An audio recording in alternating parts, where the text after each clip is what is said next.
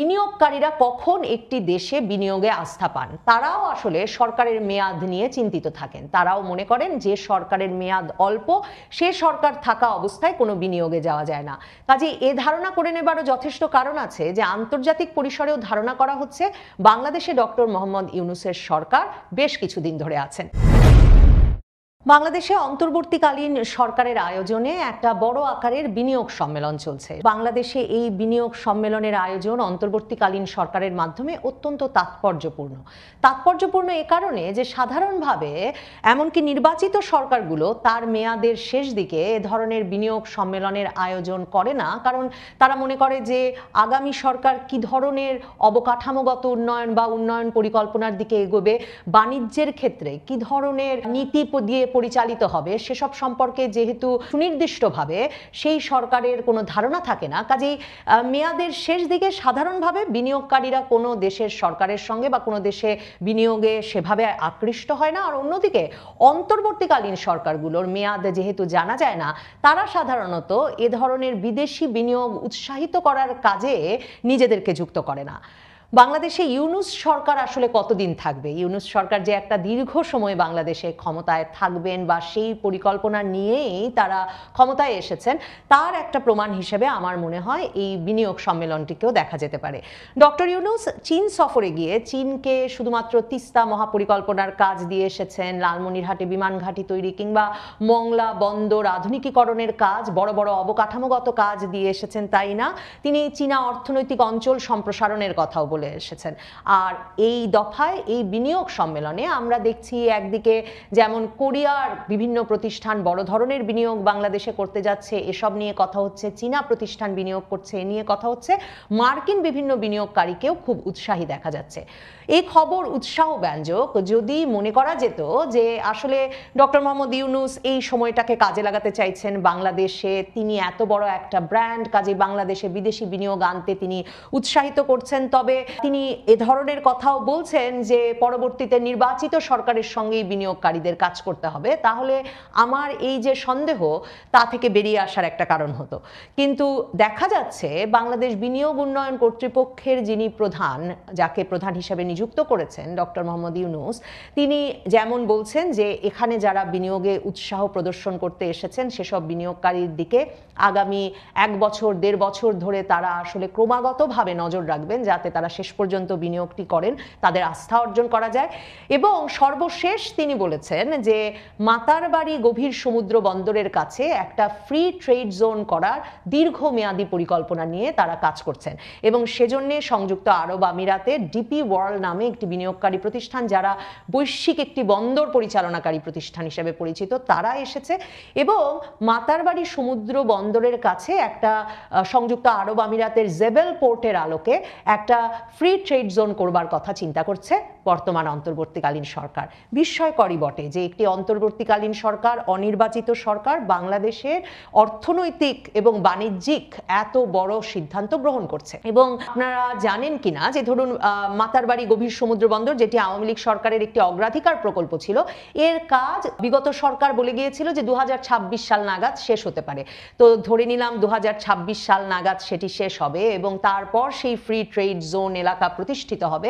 কাজেই বুঝতেই পারছেন যে বিডা বা বাংলাদেশ বিনিয়োগ কর্তৃপক্ষের প্রধান চৌধুরী আশিক যে বলেছেন যে বড় ধরনের দীর্ঘমেয়াদী পরিকল্পনা আছে তাদের ওই অঞ্চলটিকে ঘিরে, পরিকল্পনা দীর্ঘমেয়াদী বটে এবং তারা আসলে একটা লম্বা সময় ধরে বাংলাদেশে ক্ষমতায় থাকবেন সেই প্রত্যাশা বা সেই প্রস্তুতিও তাদের আছে, এটুকু অন্তত এই কথা থেকে ধারণা করে নেওয়া যায়। বাংলাদেশ বিনিয়োগ কর্তৃপক্ষের প্রধান এর পাশাপাশি এও বলেছেন যে এবারের প্রথম বিনিয়োগ সম্মেলনে তারা অনেককে যোগ দিতে আগ্রহী হওয়া সত্ত্বেও জায়গা করে দিতে পারেননি, কাজেই আগামী সম্মেলন তারা আরও বড় জায়গায় চীন মৈত্রী সম্মেলন কেন্দ্রে নিয়ে যাবেন।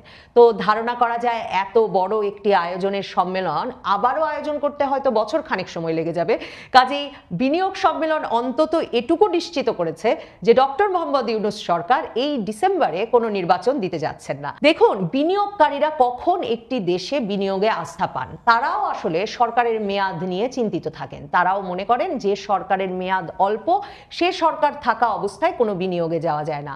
কাজেই এ ধারণা করে নেবারও যথেষ্ট কারণ আছে যে আন্তর্জাতিক পরিসরেও ধারণা করা হচ্ছে বাংলাদেশে ডক্টর মোহাম্মদ ইউনূসের সরকার বেশ কিছুদিন ধরে আছেন। বিনিয়োগ সম্মেলনে মার্কিন বাণিজ্য প্রতিনিধি দলের নেতৃত্ব দিচ্ছেন পিটার হাস। পিটার হাসকে আমরা কে না চিনি বলুন? 2022 থেকে 24 পর্যন্ত তিনিই ছিলেন বাংলাদেশে নিযুক্ত মার্কিন রাষ্ট্রদূত। কৌতূহলোদ্দীপক ব্যাপার বলুন, মানে কি ইন্টারেস্টিং বিষয় বলুন, অক্টোবরে তিনি বাংলাদেশে চাকরি নিয়ে এসেছেন এলএনজি বিক্রিকারী প্রতিষ্ঠান এক্সেলারেট এনার্জির বাংলাদেশের প্রতিনিধি হিসাবে, এবং বিনিয়োগ সম্মেলনে তিনি মার্কিন বাণিজ্য প্রতিনিধি দলের নেতৃত্ব দিচ্ছেন।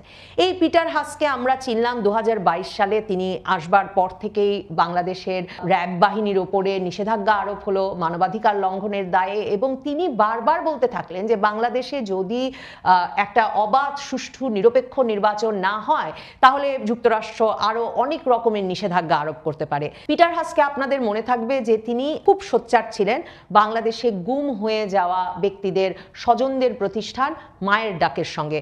বিএনপি নেতা সাজিদুল হক সুমনের বোনের তৈরি এই প্রতিষ্ঠান, এবং এই মায়ের ডাকের এক সদস্যের বাড়িতে দেখা করতে হঠাৎ করে পিটার হাস চলে গেলেন, এবং সে সময়ও আওয়ামী লীগ সরকারের তরফ থেকে এ নিয়ে অসন্তোষ প্রকাশ করা হয়েছিল। সেই পিটার হাস অক্টোবরে যখন বাংলাদেশে এসেছেন এলএনজি গ্যাস বিক্রি করতে এক্সেলারেট এনার্জির প্রতিনিধি হিসেবে, তারপর থেকে তাকে অবশ্য বিএনপির দাবির সঙ্গে তাল মিলিয়ে অবাধ, সুষ্ঠু, নিরপেক্ষ নির্বাচন নিয়ে আর কথা বলতে দেখা যায় না। তিনি এসেছেন আরো বেশি টার্মিনাল তৈরির প্রত্যাশা নিয়ে। আগের সরকারের আমলেই পাওয়া কক্সবাজারে একটি টার্মিনাল আছে, এখন তাদের স্বপ্ন তারা স্থায়ী টার্মিনাল বাংলাদেশের স্থলভাগে তৈরি করবেন, এবং এই লক্ষ্য নিয়ে তারা এগোচ্ছেন। বাংলাদেশের বর্তমান অন্তর্বর্তীকালীন সরকার তারাও বলেছেন তারা আরো বেশি এলএনজি ক্রয় করবেন, কারণ মার্কিন যুক্তরাষ্ট্রের তরফে এরই মধ্যে বাংলাদেশ যথেষ্ট তার পণ্য কেনে না বলে বাড়তি শুল্ক আরোপ করা হয়েছে বাংলাদেশের রপ্তানি পণ্যের ওপর।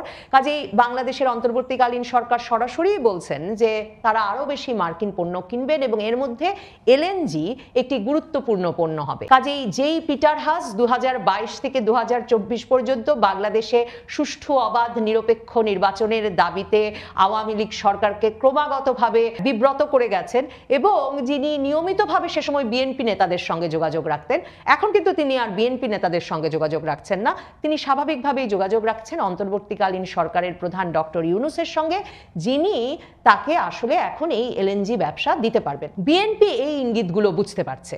বিএনপি আজকের সংবাদ মাধ্যমেও আছে খবর যে 16ই এপ্রিল তারা আবারও প্রধান উপদেষ্টার সঙ্গে সাক্ষাতের একটা তারিখ চেয়েছে, এবং 16ই এপ্রিল তারা মির্জা ফখরুল ইসলাম আলমগীরের নেতৃত্বে দেখা করতে গিয়ে আবারও ডক্টর মোহাম্মদ ইউনূসের কাছে নির্বাচনের জন্য একটা সুনির্দিষ্ট তারিখ চেয়ে আসবে। বিএনপির এই প্রত্যাশা আসলে ক্রমাগত দূরবর্তী হয়ে পড়ছে, দুষ্কর হয়ে পড়ছে, কারণ একটা দেশে যখন বড় বড় বিদেশি বিনিয়োগ ঘটে তখন আসলে সেসব দেশের, সেসব রাষ্ট্রেরও স্বার্থ থাকে। প্রাইভেট কোম্পানিগুলো বিনিয়োগ করলেও সেসব রাষ্ট্রের স্বার্থ জড়িত হয়ে যায় সেই দেশে সেই সরকারকে স্থায়ী করার জন্য।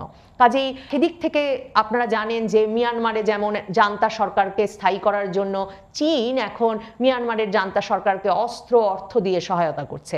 সিরিয়ায় রাশিয়া আসাদ সরকারকে টিকিয়ে রাখার জন্য যে এত বছর এমনকি লড়াই করলো, তার একটা বড় কারণ যে সিরিয়ায় দশকের পর দশক ধরে রাশিয়া বড় ধরনের বিনিয়োগ করেছে। কাজেই বিদেশি বিনিয়োগ আনতে পারা আসলে যে কোনো সরকারের অবস্থানকে, সরকারের মেয়াদকে শক্তিশালী করে, সে কথাটাও মাথায় রাখা প্রয়োজন।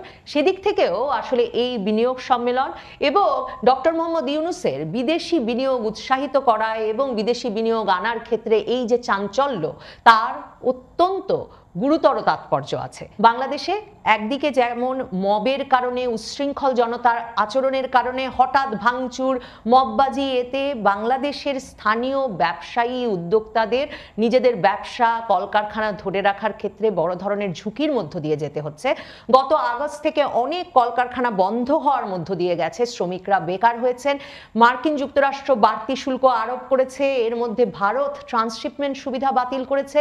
কাজেই বাংলাদেশের উদ্যোক্তারা যখন বিপদে, তখন বিদেশি বিনিয়োগকারীরা অন্তর্বর্তীকালীন সরকারের মেয়াদ দীর্ঘতর করতে পারেন এবং অন্তর্বর্তীকালীন সরকারকে এমন একটা শক্ত অবস্থান দিতে পারেন যে বাংলাদেশের উদ্যোক্তাদের সন্তুষ্ট না রেখেও আসলে দীর্ঘমেয়াদে হয়তো আজীবন এই সরকার ক্ষমতায় থাকার